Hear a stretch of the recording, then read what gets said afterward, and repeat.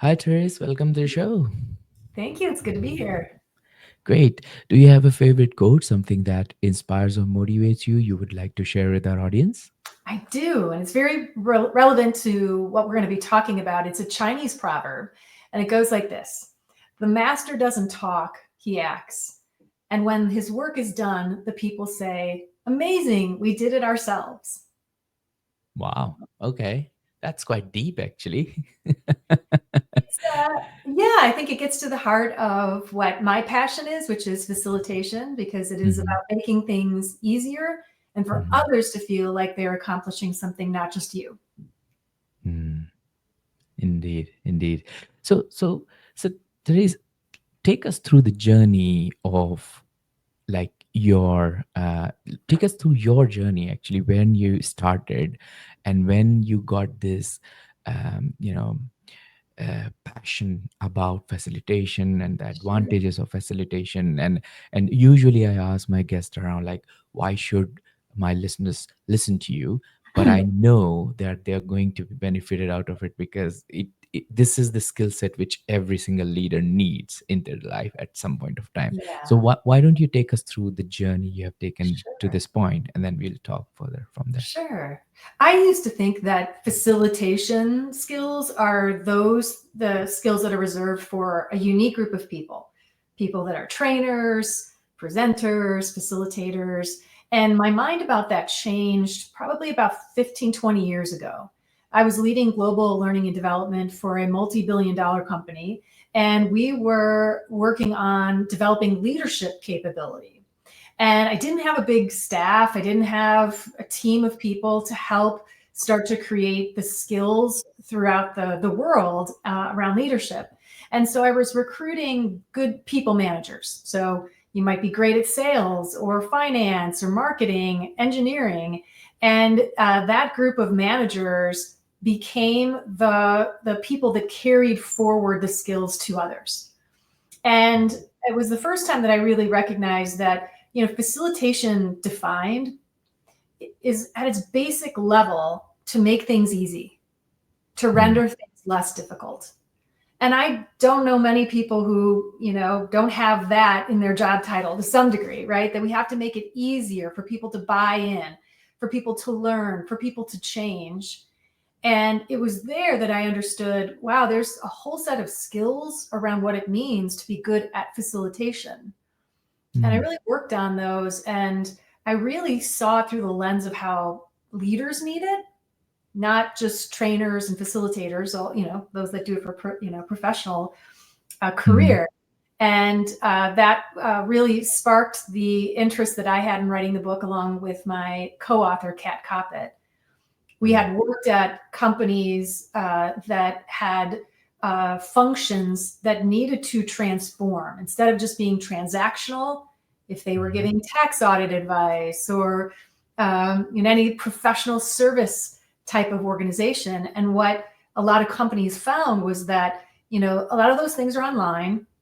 AI is probably going to do quite a bit of work that is a domain expertise. So Hmm. what's left is the skills to influence, communicate well, collaborate well, and that's what the book's all about. And I couldn't agree more with you on this one because we've been discussing this in Oxford around a month back. We were there for a couple of presentations, and some of my co-chairs were discussing like what are the skills we need to now gather in this AI world, because it seems like everything is all the hard skill sets we used to have in the industry. For example, if we discuss about the tech world, right? Mhm. Programming, project Mhm. management, not facilitation, accounting, all these Mhm. kind of things. They're kind of like not taken over, but like sort of like created around these tools that you don't necessarily need 10 people to do the job which Mhm. you can do now like with two or Yeah. three people, right? Mhm. So what else, what left with us is sort of like the human skills which Right. we kind of like born with and then sharpen around. Mhm. um, and in my personal experience, Therese, like I came across facilitation as a word when I was with Microsoft, Hmm. around when we started hiring people to look after our scrum teams, mostly the scrum masters, if you know Hmm. what I mean. I do. And Yeah. that's where I came across this word, but I Hmm. had zero understanding of it. Being on account side, managing numbers, spreadsheet, and presentation every day, Yeah. I was like, why do we need facilitators? Like Yeah. I'm that person who doesn't understand it, right? At that point of time. So, so you mentioned that you got this opportunity in this multi-billion dollar company, and then you started writing this book. What motivated you? Because writing a book is a big deal. Hmm. It's not a week, it's not a day, it's not a month's job. It's like Hmm. years sometimes, like what was happening at that point of time in your life, which motivated you and your co-writer to Yeah. go ahead with this book? Well, yeah, I'd say a lot of the book was written during COVID, which Hmm. hard to believe it's 5 years ago, and it was a time, right, where we really noticed the absence of collaboration. Right, we're stuck in our homes, we're remote, we're away from a lot of people, and it just put a hyper focus on how much these skills are needed because they're more difficult virtually, right? If you've ever been on a long Teams or Zoom meeting and it was just dragging on, and you didn't want to be there, you know the, these skills became, I think, front and center when we realized the absence of being together and having those skills. And because then you had to require and you had to lean on a lot of different abilities, your Mm. ability to tell story as a way to keep people engaged and not nodding off, your ability to engage with presence. If you're now on a call and you have to influence some senior executive, Mm. listening, that it's hard to sometimes read the room, so to speak, virtually, but now you really want to be able to understand what are people really thinking, instead Mm. of, I wonder, Ash, if you had this along the way, the meeting after the meeting, the one that happens. I could not tell you how many times it has happened actually. Right. you know Yeah, that's a lot of wasted time and effort, yeah. that if the person leading the meeting was really good at drawing people out, for instance, instead Mm. of just expecting passive head nods, to know and choose from a set of skills that could help them, get people to be honest and forthright. Like, let's have the meeting and the conversation here, not afterwards when, it's going to be hard to fix. Yeah. Yeah. And I don't know if maybe it's irrelevant, but I've heard somewhere that in SpaceX they're saying that if the meeting is more than 20 minutes, you should not have the meeting. Is that true, or am I just I think it depends on what kind of meeting it is. And actually, I yeah. think that's the first mistake people make. Is I was just with a group of leaders last week, Mm. and we were talking about managing their time and energy. And one of the Mm. things we have them do is a calendar audit. Mm. The calendar audit is you just look at your week and you really ask yourself, like, why do I have to be at this meeting? Is this the best use of my time? And we Mm. were on this long conversation about meetings. And I think the first thing is, do we know why we're meeting? And I think it's kind of alarming in this conversation I had with these leaders. They said, this meeting got put on the calendar like 18 months ago when we were having a problem with, sourcing, for instance. And we Mm. just kept it. And now all it's become is an update status meeting where I have to hear from 5 different departments what's going on. That shouldn't be a 20-minute meeting. That probably shouldn't even be a meeting. Maybe, yeah. And so I think you have to start first with, like, what are we trying to accomplish in this meeting? Is it a decision-making meeting? Is it brainstorming? Is it communicating something important? And I think that in part drives, well, how much time do we really need? Yeah, yeah. So you talk a lot about facilitation as a leader skill, right? Mhm. Why do so many leaders then actually overlook it? because this is a very key skill, isn't it? But Hmm. I go to these meetings where CTOs, CFOs, they don't really focus on keeping the meeting to the time or agenda. It Hmm. just, you get into the meetings and then you just get into this black hole of questions after questions after, and then they just derail out of it, right? Hmm. Hmm. I Yeah. feel that if they have this kind of skill set, that could save them a lot of time. Mhm. What's going on in leaders' mind right now? Yeah, I think that we're not pausing to really like even do that calendar audit. Like, are Mm, the, made sense 6 months ago? Do we still need these things to be in place? And mm, I guess I'll tell you that to your point of like, when do you recognize that this is an important skill set? I have found, and I used to be in succession planning meetings, talent review meetings with CEOs, and I would be listening to them talk about talent. And mm, especially we were talking about the technical talent, the engineers in particular. What would happen was, they were successful to a point because their domain expertise, right? Their mm, subject matter expertise. But for those technical people that now desire to lead teams, lead functions, they face an inflection point where just your core skill in your, functional area isn't mm, enough. It was as you were coming up, from an engineer to senior engineer to director of engineering, but it won't be enough to help you now shift your approach because you're leading a lot of people now. It's so much more about the human interaction and human component. mm, So I think you don't face it until you really feel the pain, or you feel like your career's getting derailed, or you feel mm, like I work with a lot of technical leaders who when they have to explain something that has a lot of detail and complexity to it, they struggle with how do I convey that to a member of the board? How mm, do I convey that to the senior executive at the customer who's not going to have the same kind of background and deep functional expertise as me? And so they mm, start to run into this barrier, even of how they communicate with different audiences. mm. Did you in your Interesting. in your career, Ash? Did you see that?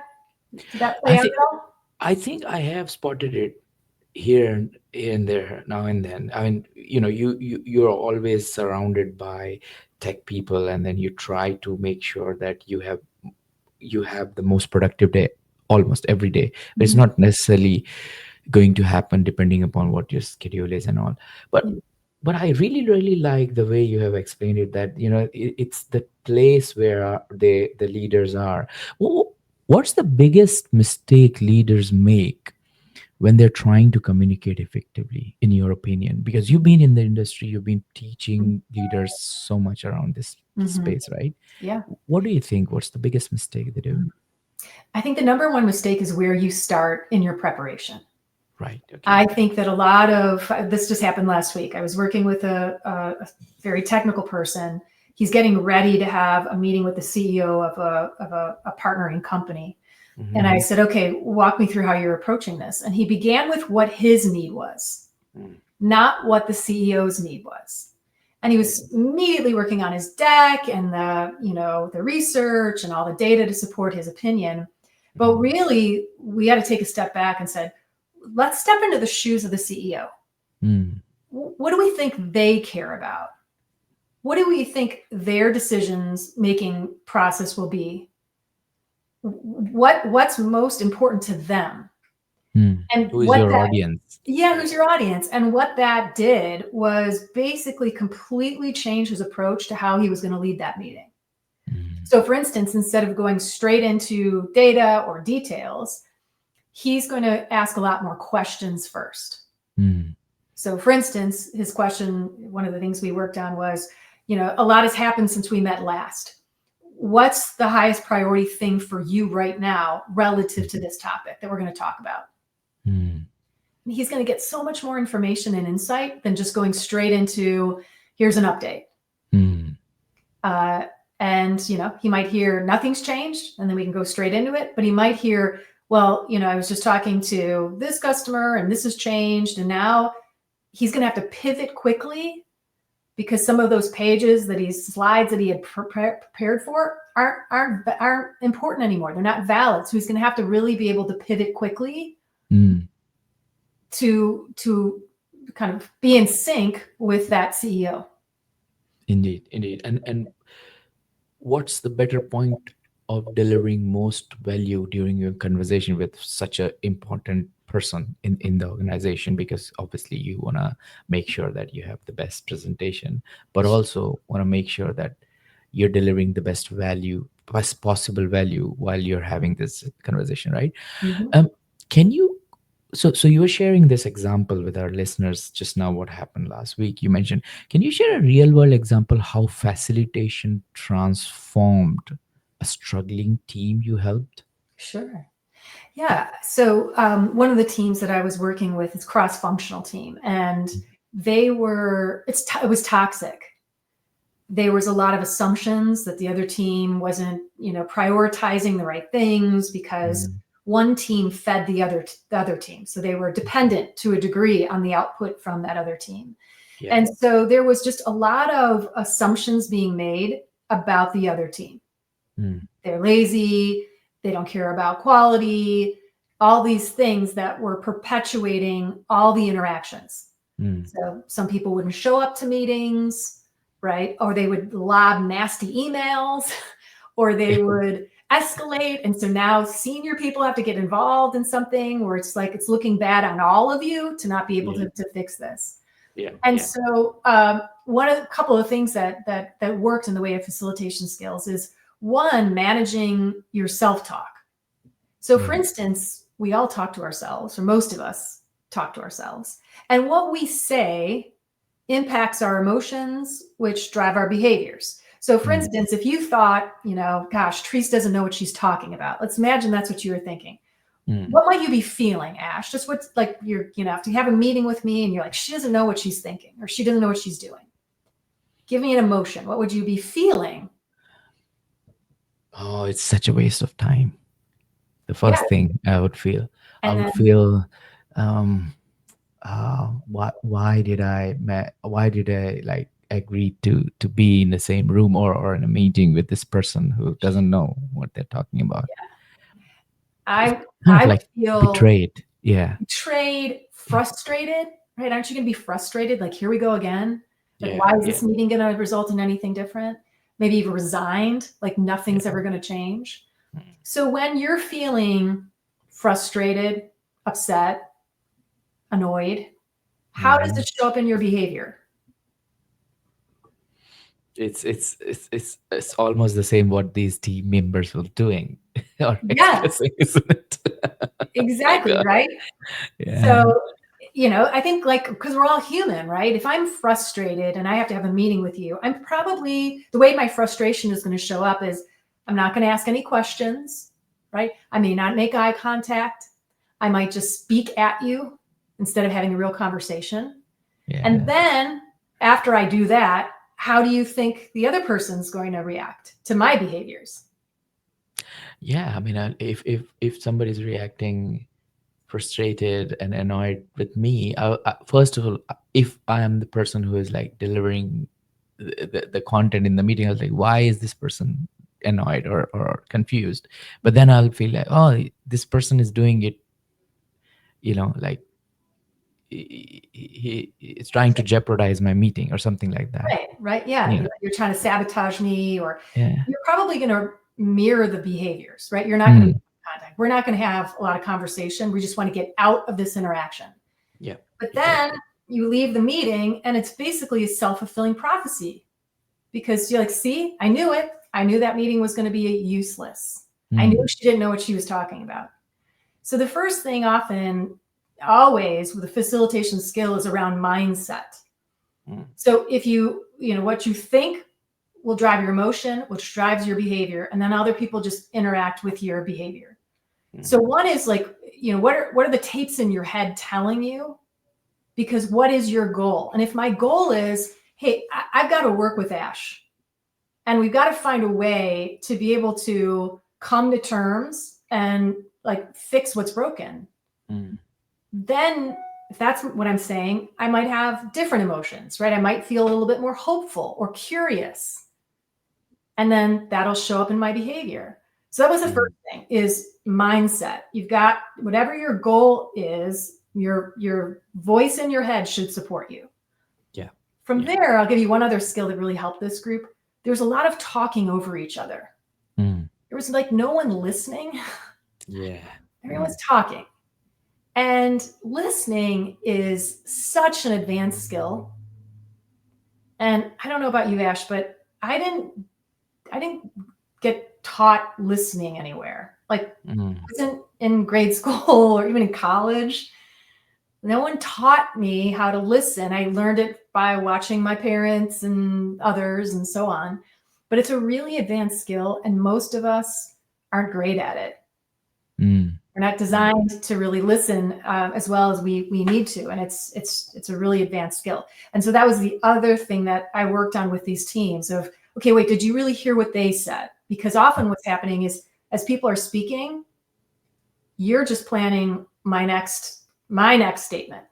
Mm. You're not genuinely listening to Listening what you hear. and yeah, and nowadays in corporate there's so much competition, or people are like trying to just prove their point that they're Mhm. more, I don't know what's the right word for it, but they're trying to prove that no, what you're saying is wrong, even though I haven't listened to you, and what Right. I'm saying is right because it's me.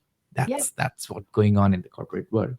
And I think and I have this example. I was working with a government organization back in 2015ish or something, and I saw this firsthand. What you just explained to me, or talking over each other and not listening, and that was causing them so much problem. Mm-hmm. And I think one of the product owner working with us, he brought this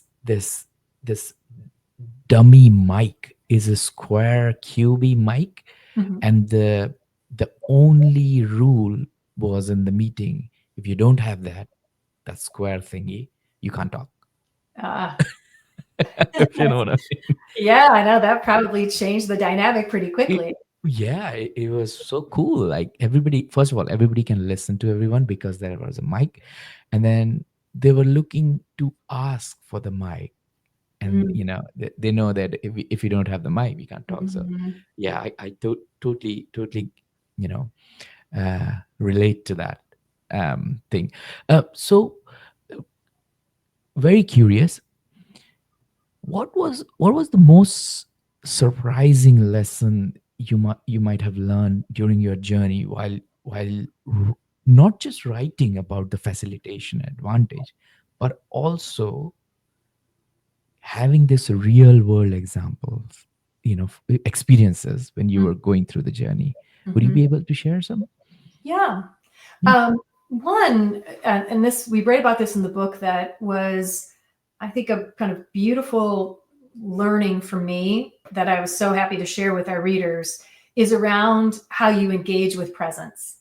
Mhm. And I used to think earlier in my career, when, someone was mentoring me, and I wanted to, I had a lot of career aspiration. They gave me a lot of do's and don'ts about how to interact with people, or what to say, or how to appear in a meeting, and things like that.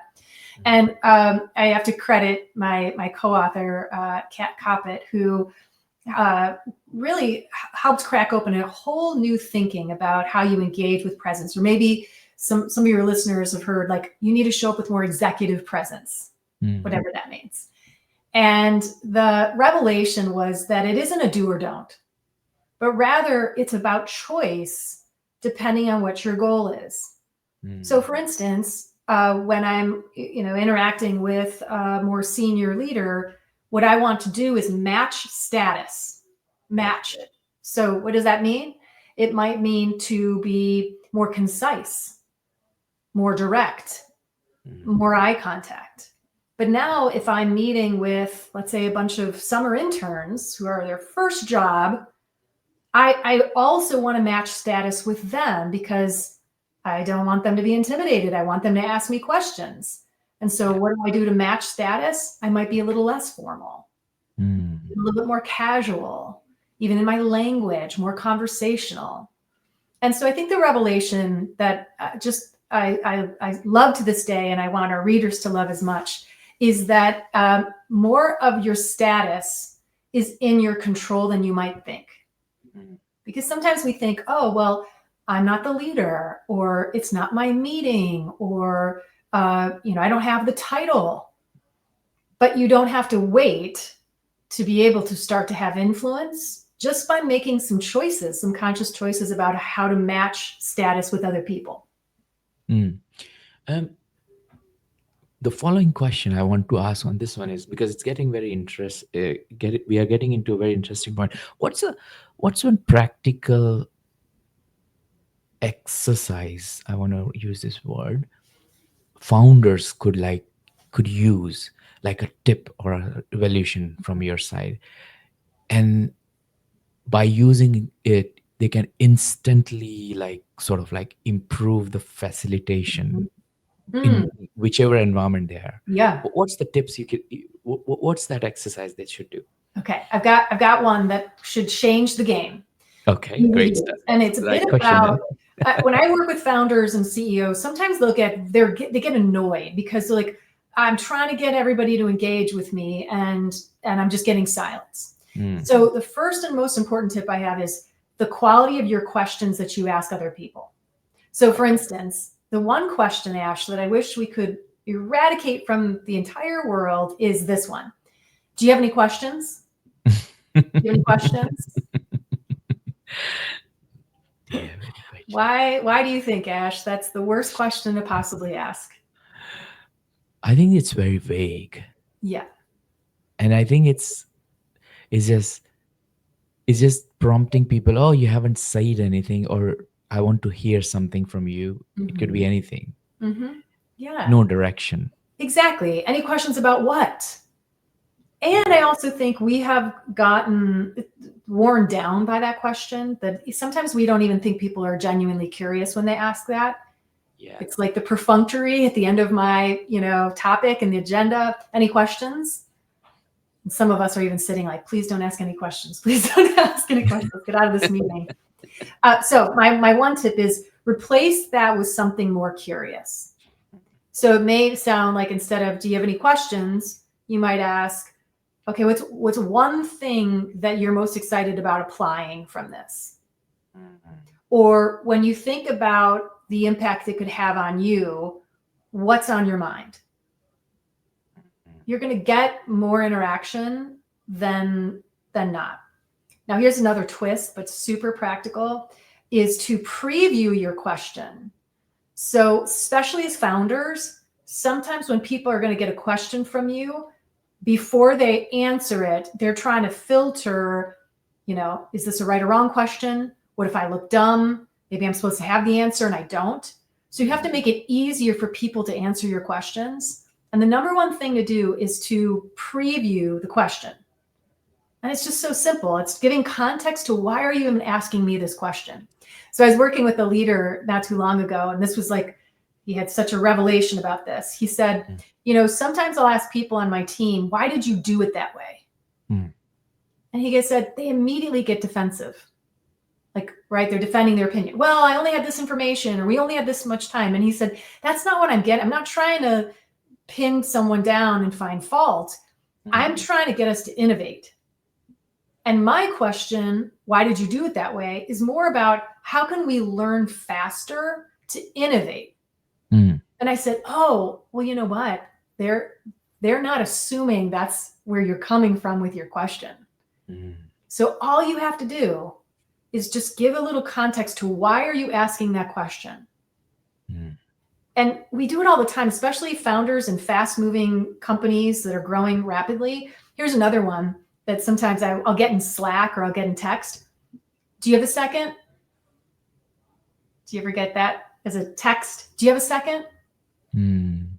What do you think immediately when someone just out of the blue, someone but someone that sends a text to you like, hey, do you have a second to talk?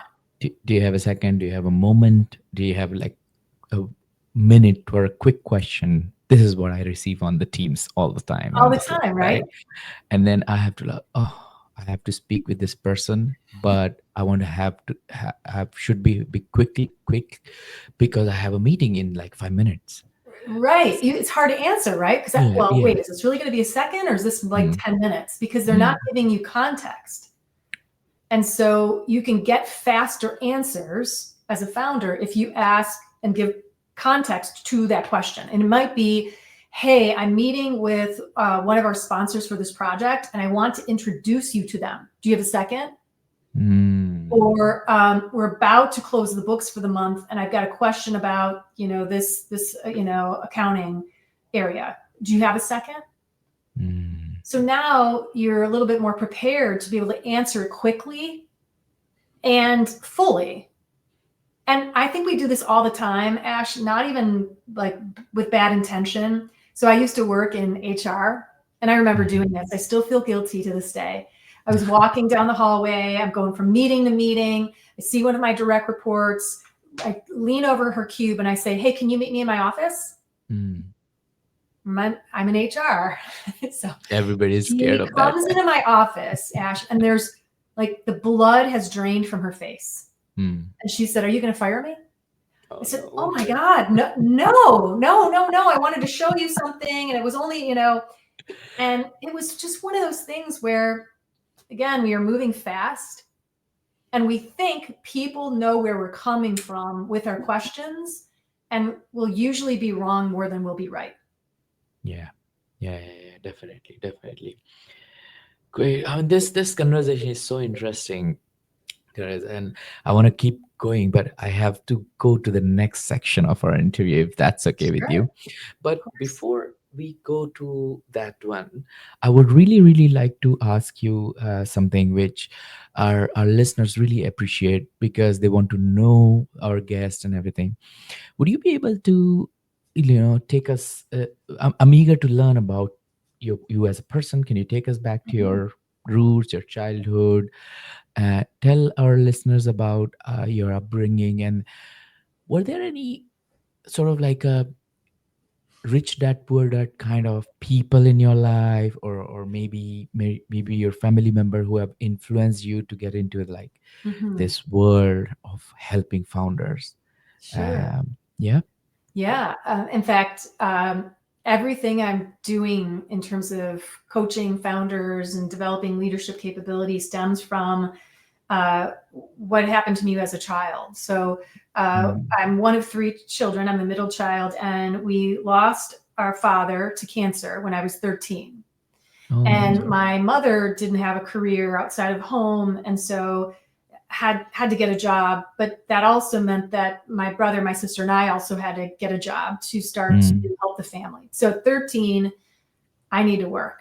And mm, the church helped us. I was a receptionist after mm, school. I then worked at the public library, putting away books. But those years, those teenage years, I watched my mother struggle.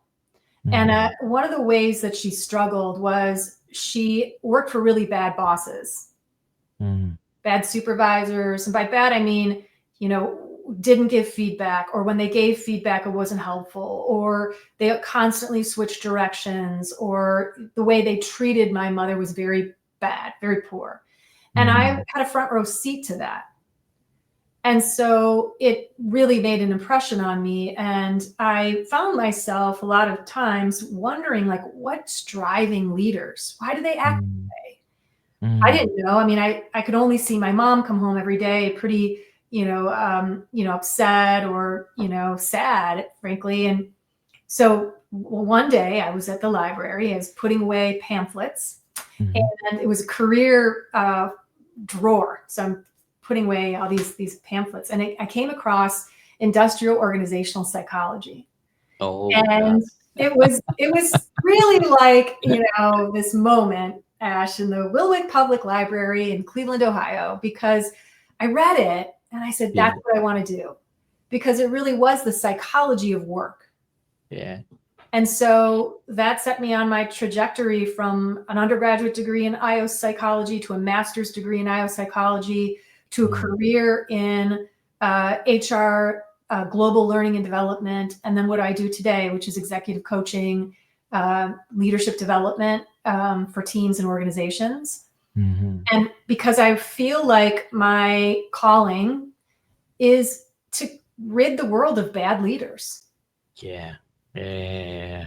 Because you, every single stage of your life, you were always thinking about that particular moment that Yeah. happened with you, when you were thinking about your mom, and like, why? What is the core crux reason of it? And you Mhm. wanted to solve that. Yeah. So, And even to this day, actually, I mean, I work with mostly senior executive founders and so on. I'm always thinking about the people that are 5 layers down in the mm, organization. Like my mm, mom, who didn't have power, didn't have agency, didn't have choice. mm, Because I think if I can help the founder develop as a leader and their direct reports as a leader, you cast a shadow as a leader and you make everyone's lives better, even when it's being more direct at giving feedback or delegating, mm. right? Or adapting your approach to people so that you're more able to be versatile with individuals. And so I always am thinking, even though I may never meet the people that are individual contributors, they're always on my mind. Mm. Interesting. Great. That's really cool. As you shared that, and I believe that all of us have some part of our childhood which has been with us, made us the superhumans what we are today, in whichever capacity. And uh, and and and that's the light inside us which will keep us, going through. Mhm. Great. So let's go to our next section of our episode, which is where I try to, like, reiterate through what we have discussed today, and potentially make it easier for our listeners to summarize the whole conversation. So you Mhm. mentioned that, starting from the childhood, you had this challenge in your life where you had to, like, start working early in the age. You were a bit, lucky that the local church helped you out with your first job, I guess, and then you moved to the public library where you got introduced with psychology, and that's where your career began. And then you started, getting interested into psychology. You also mentioned that, when you met with your co-author, you figured out that there are multiple reasons why facilitation is so important in current world. Storytelling, how you influence people, how you read the room where you are, what people are thinking in real reality, uh, meeting after meeting, right? So all this kind of stuff made you uh, made you decide that, okay, you want to go forward, you want to get this book out into the world and maybe have some kind of impact in this, commercial industry. You also mentioned about what people think are the do's and don'ts in the facilitation work, and how you can, engage with the present. But actually, it's not what they think. It's even deeper. It's not more about show more exact presence. It's about matching the status of the people you are in with in the room. It's the quality of the question. It's how you preview the questions when you're asking them. It's not about, do you have any questions? It's more about, what are you thinking, what makes you excited about this particular topic you're discussing with your audience, right? Mhm. So all these things you mentioned, and I think the crux is this triangle which I have drawn here, Mhm. is how you start preparing for your meeting, where you're going to facilitate or be in the meeting. What is the mindset you're bringing into the meeting? And you have to listen when Mhm. you go inside the meeting. I think that's what I thought. Might be completely wrong. You can correct me No. now.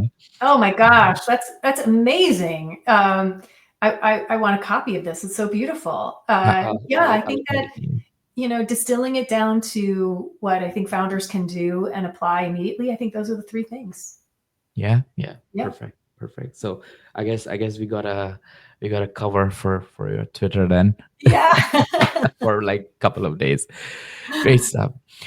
Okay, great. So let's move on to the next section of our episode then, which is the quick fire round. I've got 6 quick fire questions for you. You can answer them as soon as you can. If you don't want to answer, just tell me, Ash, I don't know the answer, or I don't want to. We will skip that Okay. question. Is that Okay. okay? That's Great fine. stuff. What's the top 3 strategies in 2025 for any leaders uh, to facilitate the meetings? Clear agenda, a Mm-hmm. clear purpose, uh, uh, keeping on track.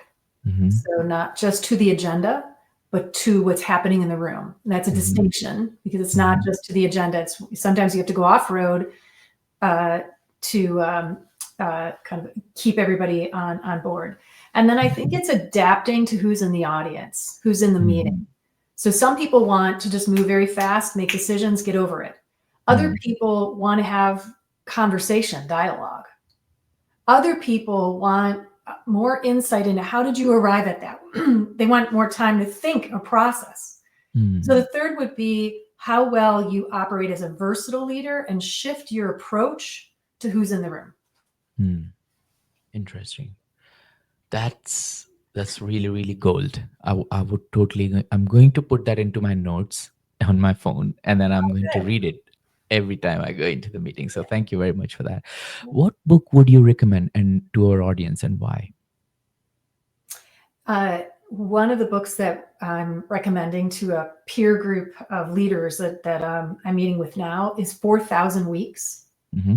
You heard of 4,000 Weeks? I've heard about this concept. I'm not sure about the book. So the book basically is about, assuming that we live and lead healthy lives, but 4,000 weeks is about gets us to about 80 years old. Mm, And when you put it in that term, it I think brings some things into focus about where am I spending my time. mm, Uh, and even in the peer group that I'm facilitating, we got into a conversation about delegation.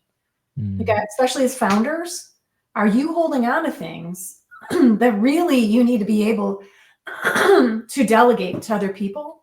Because this life is short. yeah. Yeah. And especially as founders, it's very easy to stay in that cycle of hustling, even as the business grows, and you need to operate differently. Mm, mm. I have to add that one into my list then. It's a great book. I Yeah. love it. Thanks for that. What one attribute or characteristic in your mind of a successful founder? Farsighted. I think Farsighted. that especially as you grow and you need more people to buy into your vision, Hmm. they really need a founder who can see beyond the obstacles, who can share a vision that other people feel like they can buy into and see themselves inside. I Hmm. was talking to a CHRO today about the CEO, and this company is going through massive change, acquisitions and selling off businesses, and he was saying we had the lowest amount of attrition Hmm. in years in the middle of one of the toughest periods that this 100-year-old organization has been through. Why Hmm. wouldn't people choose not to leave at a time when things are a little rocky? Now you might say, well, the market, it's harder to find jobs, which may be true, but I think equally true is we want to work for people who have a clear vision that Hmm. we can buy into and want to be, included in. Yeah. Yeah. Interesting. Cool. What's your favorite personal productivity tool or habit? Hmm. I'd say lately it's all these AI tools. Hmm. So there's one right now that I'm in love with. It's called Granola, and Hmm. the note taking capability has gotten so good that the productivity tip for me is that I'm finding I'm so much more engaged in conversations because Hmm. I'm not taking notes as much. Yeah. and I can rely on those AI tools to be really robust. So that right now, that's what I'm loving. Perfect. Perfect. What's a new or a crazy business idea you would love to pursue if you had time?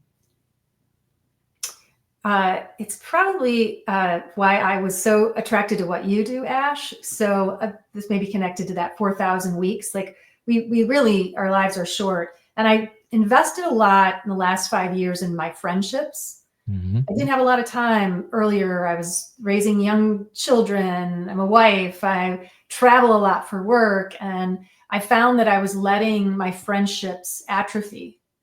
And so I have this group of people, it's a small group of about 7 women, and we get together every 7 weeks or so to learn something.